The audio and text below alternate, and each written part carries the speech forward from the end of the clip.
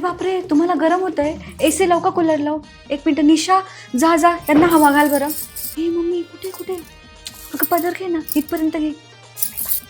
घे पिंट्या, 2 बॉटल घेऊन ये. एक बॉटल ते आत्ता पितील आणि एक सायंकाळी पितील. जा बेटा जा. अहो पप्पा ते ना एज्युकेटेड आहे, त्यांना 2 घोट बिअर पोटात गेल्याशिवाय ना मजाच नाही येणार, ते खेळणारच नाही होईल. अहो काय झालं? बोर तर नाही होते ना तुम्हाला? अहो मग लोळून घ्या ना. ए पिंट्या, पाय दाब रे तुझ्या जिजूंचे. मम्मी तुझे जावई आले, पाया पड ना.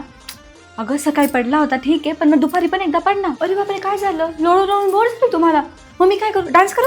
ए निशा, जसं जिजू जिजू जिजू नको करू बरं का, त्यांना आवडत नाही घरात आवाज. मम्मी पप्पा यांना बघा ना, बोर झाले लोळून. मम्मी पप्पा, सगळ्या गावाला ओढून सांगते माझ्या हबीला कोणीच कलर लावणार नाही, त्यांची स्किन आहे ना सेन्सिटिव्ह आहे, त्यांना लगेच पिंपल्स होता. नाही नाही नाही नाही नाही, त्यांना कोणीच कलर लावणार नाही. माझी पहिली होळी आहे, मीच त्यांना पहिला कलर लावेल. पप्पा तुमच्या जावयाला ना 2 जोडी कपडे करा बरं का, आणि महागातले करा. अगं तुझा जावई ना पहिल्यांदा सासरी आला आहे, तू 5 पक्वान नको बनव, 50 पक्वान बनव. म्हणजे त्यांनी भाजीचा एक घास जरी खाल्ला नाही तरी त्यांचं पोट भरायला पाहिजे. सोनाक्षी तुझे जिजू आले बरं का.